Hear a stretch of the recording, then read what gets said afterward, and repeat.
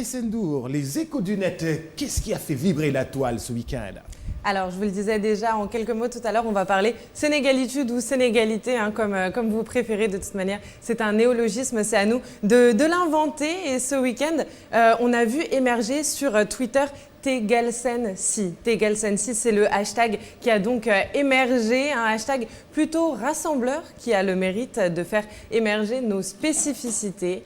À l'heure où le gouvernement nous invite à consommer local par patriotisme économique, les tweeteuses nous ont fait des révélations sur ce que c'est pour eux d'être sénégalais. Alors on commence par Ourti Aïcha qui nous dit « Tegalsen, comprendre tu es sénégalais, si c'est le meilleur goûter » avec une image de Biscrème, Biscrème des biscuits pas chers à 100 francs importés de Turquie depuis une vingtaine d'années déjà et que les enfants achètent à la sortie de l'école ou même les adultes en cas de petits creux. C'est vrai que ça fait partie de notre quotidien. 100 francs à la boutique, à 10h, à 14h, à 16h. C'est la même chose, on en consomme beaucoup.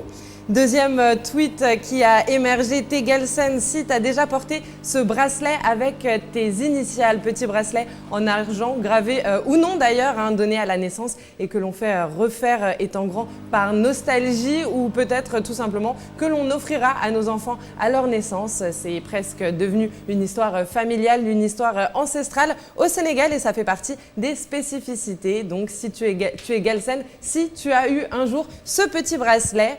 Autre tweet qui a attiré notre attention, celui de Fatih qui nous dit « Tu es Galsen, tu es sénégalais, si tu aimes le mad tout simplement parce que c'est la saison, alors profitez-en avec du sel et du piment ou alors avec du sucre selon les goûts, ça fait toujours plaisir. Encore une fois, c'est à déguster à n'importe quelle heure et c'est un fruit. Sophia vous le disait ce matin, pour les enfants, c'est très bon pour la croissance et puis pour tous les autres, c'est bon au goût et c'est aussi bon pour la santé. On poursuit avec Kamado Tanjiro qui nous dit, lui, tu es sénégalais si ton père t'explique tout son arbre généalogique avec des « on est de même père mais pas de même mère ». Alors ce tweet explique toute la complexité des relations familiales sénégalaises, spécificité africaine hein, de manière générale, mais que l'on retrouve effectivement chez nous, des familles étendues dans lesquelles on a parfois un peu de mal à se retrouver.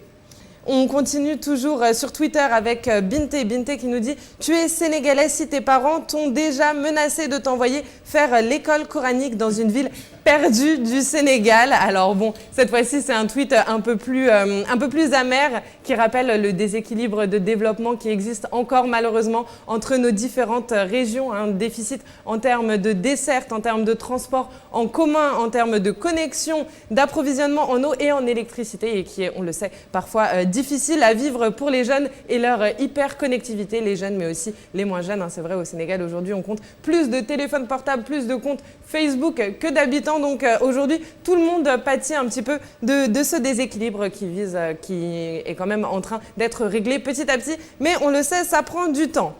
Diana, elle, de son côté, nous dit « Tu es sénégalaise si tu te laves avec un djampé et non une fleur de douche ». Djampé, cette éponge sénégalaise qui pend au porte-manteau de toutes les salles de bain et qui vient remplacer les gants de toilette généralement commercialisés en Europe. Ça aussi, ça fait partie de nos spécificités, comme quoi c'est un petit peu partout dans notre quotidien. Vous êtes sénégalais. Si tout ça fait partie de votre vie,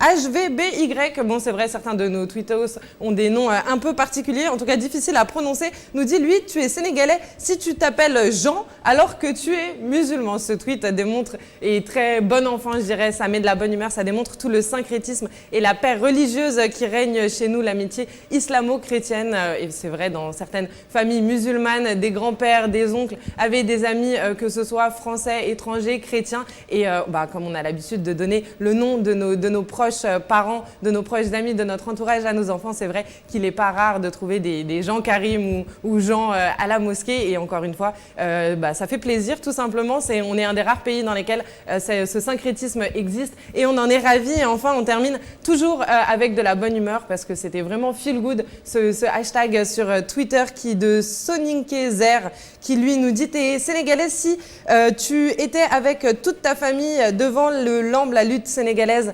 de la RTS Pardon, c'était pas notre dernier tweet, mais c'est vrai que la RTS, la première chaîne de télévision sénégalaise qui pendant longtemps est restée l'unique, et ce sport qui est encore une fois qui porte le nom même de Sénégal dans son nom fait partie de nos spécificités. Et je vous le disais, cette fois-ci, on arrive à notre dernier tweet qui lui vient de Sama, qui a un nom écrit en japonais ou en coréen, je n'en ai aucune idée. Tu es sénégalais. Si l'ami de ta mère devient ta tante et ses enfants tes cousins, parce que de toute manière, ici ou ailleurs, les amis, c'est la famille que l'on choisit. Et c'était pour terminer avec beaucoup de bonne humeur, de sympathie et d'amitié. Boubacar. Tu mérites bien ton café. Tu as Merci bien travaillé, beaucoup. Kessel. Je dirais à ta maman et à ton papa et à tous les Saloum que Kessel a merveilleusement bien travaillé ce matin. Merci. On va